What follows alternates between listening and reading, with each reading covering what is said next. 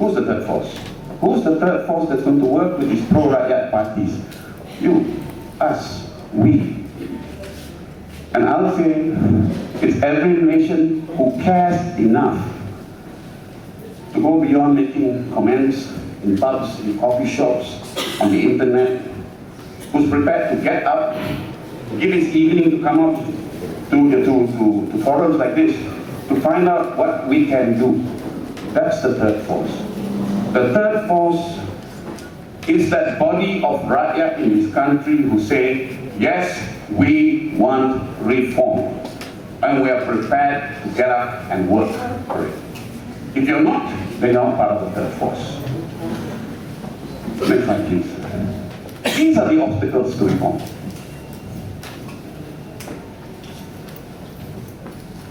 BN, at this juncture, is incapable of reform. And they are unwilling to give us the reforms we want. We've heard a lot from this new regime, but we've seen nothing. We've seen nothing. We've seen nothing concrete to suggest the reforms that we want will be delivered.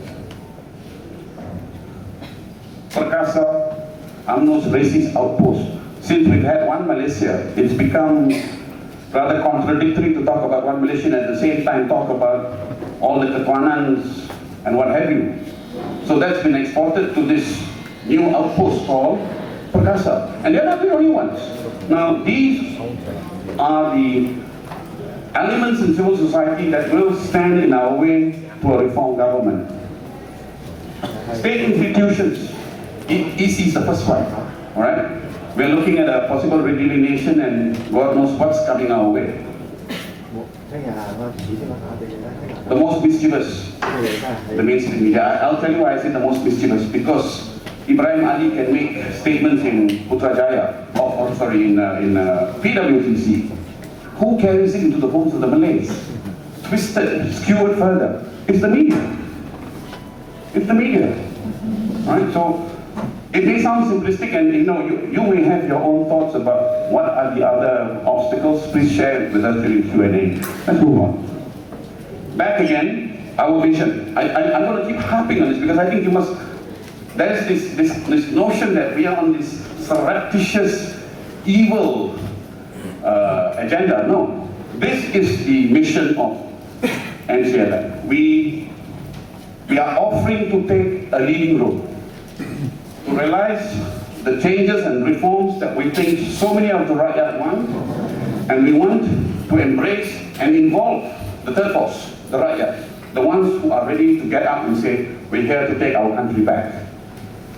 We want to create that space for you. Okay, now, that's MCLM. It's a bengkel that RTK spoke about, bengkel of repairmen. And we want to avail ourselves as the conduit for NGIs, non-government individuals, that's many of us here, and the NGOs, to get involved in 3 initiatives we are presently pushing. Overseas vote, beating the MSM lies, and keeping the reform government on course. I'm going to touch on the 3 of these very briefly, but it's the last one that I really want to spend most of my time on. Yeah? Can we move, please? Okay. The overseas vote. I will just share this with you very quickly.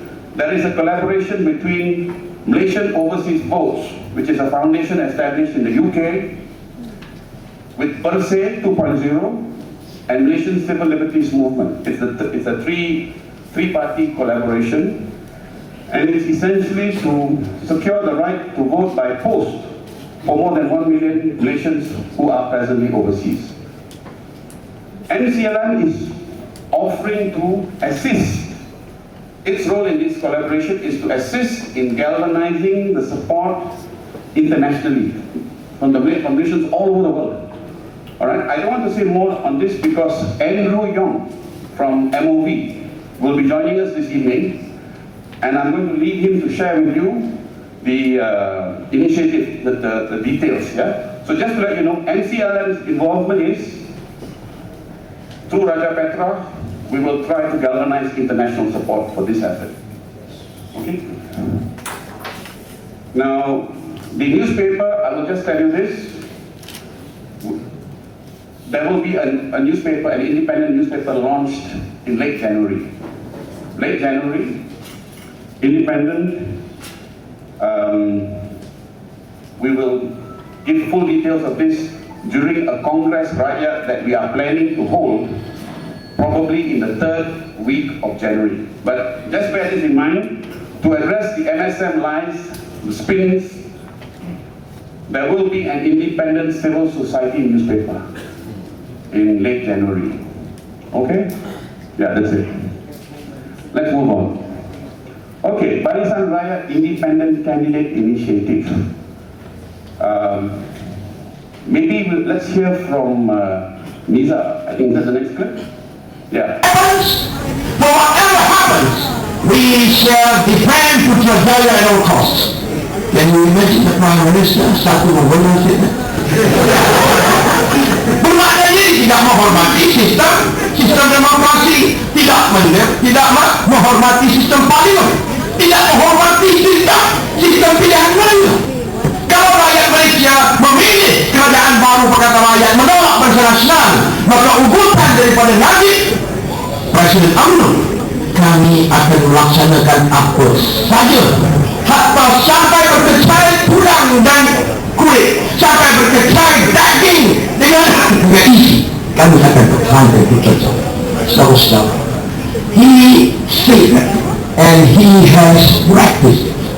You saw that in Pillai, where he used the police forces to manhandle our rightful speaker and pull him out of his seat.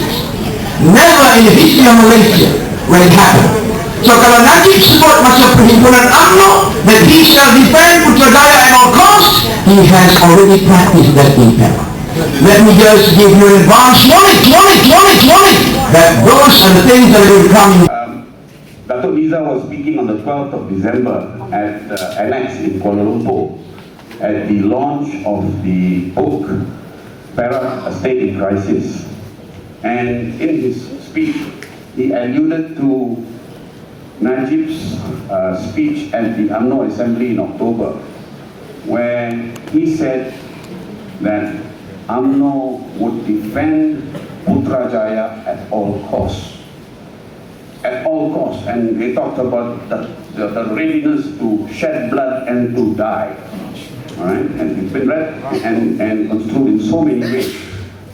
Let me show you what Niza was suggesting might be the meaning of those words. Can we go to the next clip, please? If BN loses the 13G, they will try to retake Putrajaya in the same way that they retook Perak in February 2009. And this is what Niza was saying. That the threat from Najib is if we lose Putrajaya, we will still take it back at all costs, including how they took Perak back. Next, please. Now, post the 12 GE, 222 seats, BN had 140, opposition had 82. In order for BN to secure its two-third majority, they would have needed 148. They were 8 short of a two-third majority.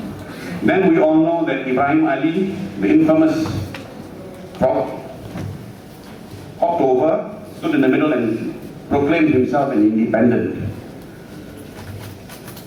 Okay? Then we had this. We had 5 crossovers this year, starting from February until May. 5 crossovers. So your situation now is BN 140, there's 6 friendly BN independent candidates, and the opposition has 76. They were trying, and you can see they were too short of regaining their two-third majority. And you know with the two-third majority, then the constitution is no longer safe. Alright? So they were too short. And people, we know what they were trying to do. They were trying to retake that two-third majority, just too short. Next, please. Now, the independent candidate initiative that we have proposed has 4 objectives. First, to create a buffer of individuals in parliament, who will not join. No sleep, that's what happens. Okay, MCLM scare is out of the bag. We have been caught.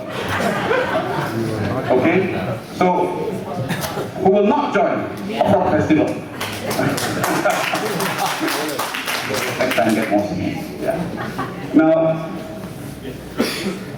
what do I mean by buffer? Let's say that Niza's spot on. Niza's spot on, BN loses, and 2 billion is going to be put on the table. After, say, Dr. Sri Anwar has been sworn in as Prime Minister, 2 million is put on the table.